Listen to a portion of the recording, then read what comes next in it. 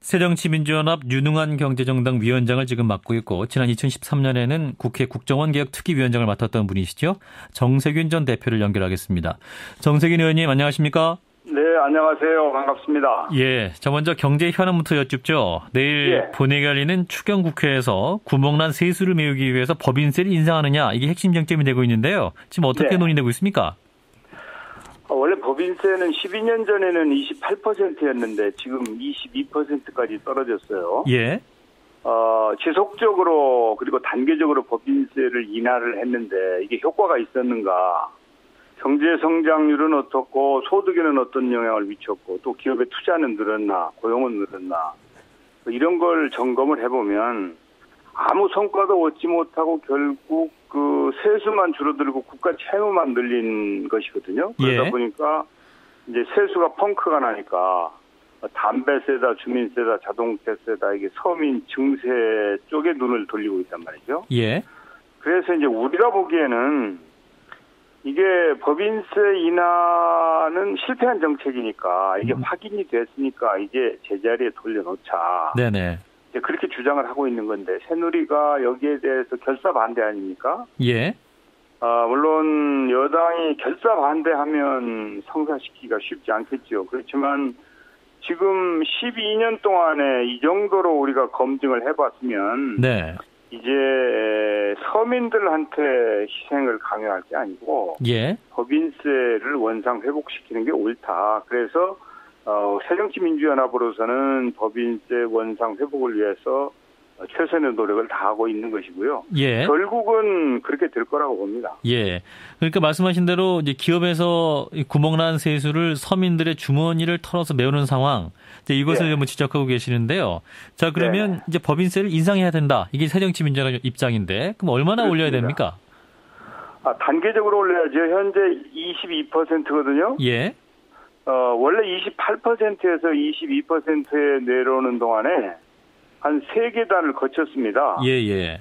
그러니까 순차적으로 한 2%씩 이렇게 올리는 게 좋다고 봅니다. 그런데 이제 새누리당은 법인세 비읍자도 못 꺼내게 하고 있다. 뭐 이런 얘기도 들리는데 이제 반대로 이제 대기업의 비과세 감면 축소로 이것을 해소하자 이렇게 주장하고 있지 않습니까? 어떻게 보세요? 이 비과세 감면 축소로 같이 해야 된다.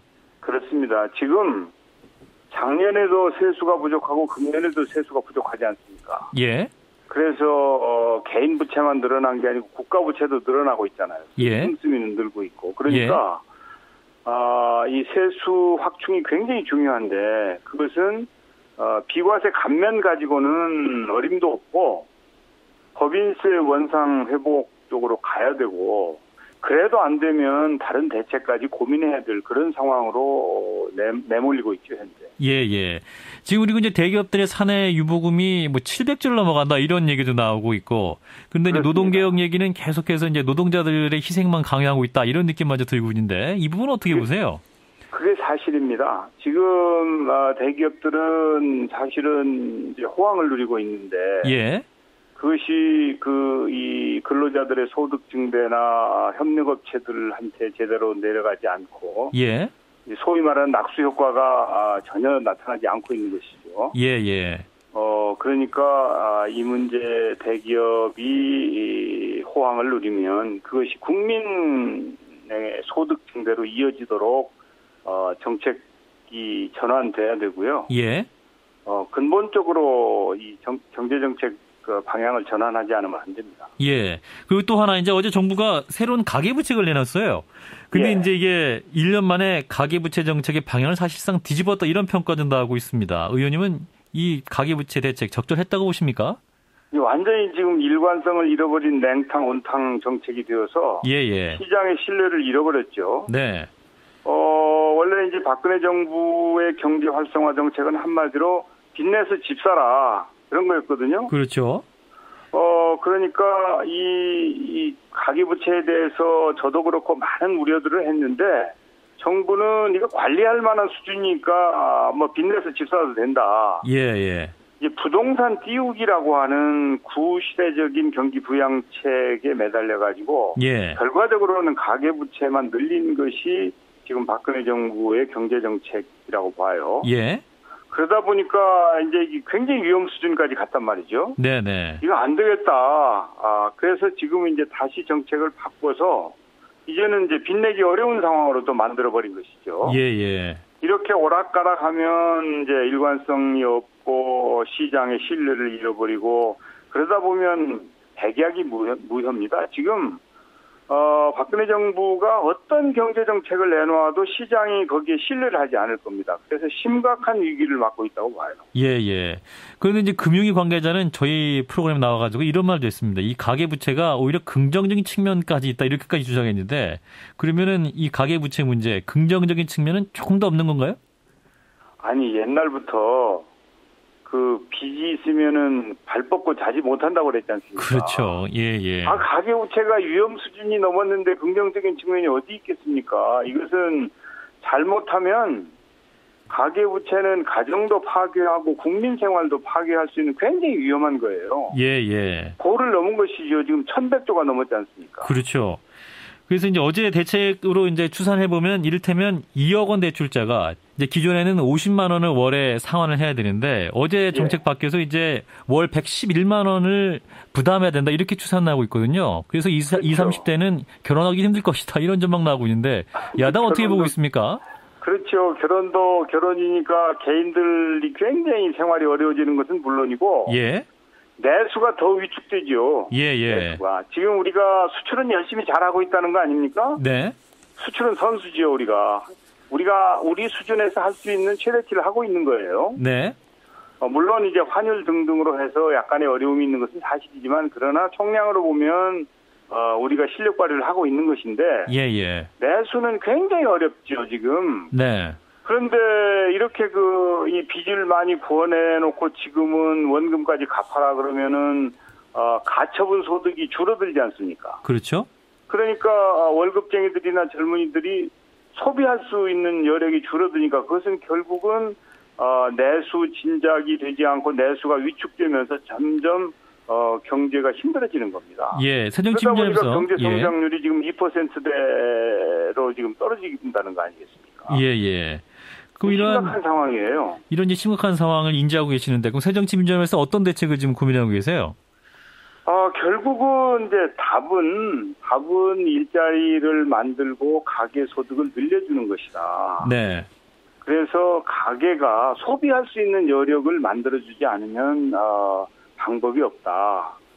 그리고 부동산에 의지해가지고 뭘 하겠다고 하는 생각은 이제 버려라 하는 게 저희들의 생각이고요. 예. 저는 과거에도 그런 주장을 했었습니다만은 지금 국가 부채도 너무 늘었고 또 기업들도 양극화 때문에 어려운 기업들은 부채가 굉장히 늘었거든요. 예.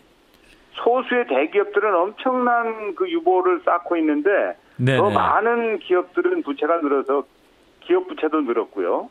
가계 부채 말할 것 없고 그래서 사실은 국가 채무관리단 같은 것이라도 신설을 해서 예. 부채를 본질적이고 체계적으로 관리해야 될 시점이다. 저는 그렇게 봅니다. 예, 그렇군요. 네, 경제 문제 여기서 좀 여쭤보고요. 이제 국정원 문제 좀 여쭤보겠습니다. 이제 의원님은 이제 지난 2013년에는 국정원 개혁 특위위원장도 하셨잖아요. 그렇죠. 예, 근데 이번에 국정원 해킹 문제 굉장히 크게 지금 문제가 번지고 있는데 어떻게 보세요? 저는 심각하게 봅니다. 이 국정원이 사실은 국가의 안위와 국민들의 안전을 지키는 일을 해야 되는데 예. 국민들한테 계속 두려움과 걱정을 주는 기관으로 전락했어요. 예. 사실은 대한민국 어디에도 아니면은 세계 어디에도 우리 대한민국의 국정원처럼 아무런 통제도 받지 않는 권력기관은 없습니다. 네. 그래서 제가 국정원 특위위원장을 하면서 힘들게 몇 가지 개혁안을 만들어냈거든요. 예. 국내 정치에서는 상당히 좀 멀리하도록 했고 특히 국회 정보위원회를 상임위원회화하기로 합의를 했거든요. 네. 그래서 그때 합의한 조치들을 빨리 실천을 해서 국정원 개혁이 근본적으로 이루어져야지 그렇지 않으면은 국내에 엄청난 세금을 쓰고 있는 국정원이 네. 자신들의 제 역할을 하지 못하면서 수시로 국민 걱정만 만들어주는 정말 잘못된 기관으로 전락할 소리가 많아서 네네. 이건 개혁 수준이 아니라 완전 개조하는 데까지 저는 가야 된다고 봅니다. 그 개조의 핵심은 뭐가 돼야 될까요? 우선 이제 통제를 받아야 되죠. 네. 통제. 그 민주주의라는 게 체크 앤드 밸런스 아닙니까? 예. 그런데 우리 국정원은 대통령 직속 기관인데요. 예. 대통령이 지금 국정원 통제하고 있을 겨를이 없지 않습니까? 네. 그러다 보니까 실제로는 아무런 통제도 받지 않는 기관으로 돼 있기 때문에 국회라도 정보위원회를 상임위원회화해서 예. 국민을 대신해서 국정원을 통제하지 않으면 국정원의 이런 일탈 행위를 방지할 수가 없어요. 예. 일탈 행위가 일어나지 않도록 방지를 해야지 일탈 행위 일어나고 나서 문제 제기하는 것은 아무 의미가 없다는 것이죠. 이제 국회 정보위에서도 지금 이제 어느 정도 통제하기 위해서 자료 요청도 하고 있는데 달라는 자료도 안 주고 있지 않습니까? 그 비밀이라고 하는 것을 근거로 해서 안 주지 않습니까? 예. 그런데 상임위화가 되면 예. 특정인들에 대해서 모든 비밀을 열람할 수 있는 그런 통로도 만들고 저희가 국정원 개혁특위에서 상임위화했을 때 통제가 가능한 방법들을 다 장치를 만들어 놨습니다. 그러니까 국회가 그것을 실천하면 되는 겁니다. 예. 자, 그런데 또 가장 중요한 게 대통령 의지일 텐데요. 지금 현 정부에서 가능할까요? 그게 걱정이지요. 지금 과거의 대통령들은 국정원이 일탈행위가 문제가 되면 그 문제를 직시하고 거기에 대해서 책임 있는 자세로 나왔는데 예. 지금 우리 박근혜 대통령께서는 이런 반구 지금 말씀이 없으시잖아요. 예. 그래서 그러면서 이제 대통령의 이 대신하고 있는 기관으로 볼 수 있는 새누리당에서는 지금 이거 뭐 국정원 옹호하는 얘기만 하고 있단 말이죠. 예.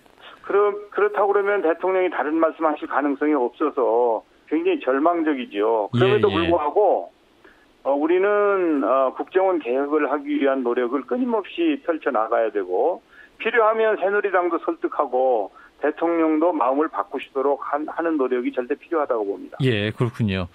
자, 이제 내년에 총선이 있습니다. 이제 의원님 지역구 얘기 하나 여쭙고 좀 마무리해야 될 것 같은데 이제 종로 지역에 굉장히 새누리당 중진들이 많이 지금 노리고 있습니다. 오세훈 전 서울시장, 박진 전 의원, 조윤선 좋은 것 같아요. 예전 정무수석 등이 좀 거론되고 있는데 어떻게 보세요? 예, 내가 새누리당에서 누가 거론되는 것에 대해서 알고하지는 아닌 것 같고 원래 이 선거라고 하는 것이 상대가 있는 게임 아닙니까? 예. 그러나 기본적으로 51% 이상의 절대적인 지지를 받으면은 승리하는 것이거든요. 예. 그래서 저는 사실은 최선을 다해서 지금까지 일을 해왔기 때문에 나름대로 신뢰를 쌓았다고 자부를 하고 있고, 예. 종로 유권자 51% 이상의 지지를 받기 위해서 최선의 노력을 다하고 있는 중입니다. 네, 어느 후보가도 상관없다. 그럴 리야 있겠습니까만은 이제 어느 후보가 나와도 필승할 수 있도록 그냥 제 스스로의 경쟁력을 확보하는 데만 매진하고 있습니다. 예, 알겠습니다. 말씀 여기까지 듣죠. 고맙습니다. 네, 감사합니다. 네, 민주당 전 대표이자 현 새정치민주연합 상임고문이죠. 정세균 의원이었습니다.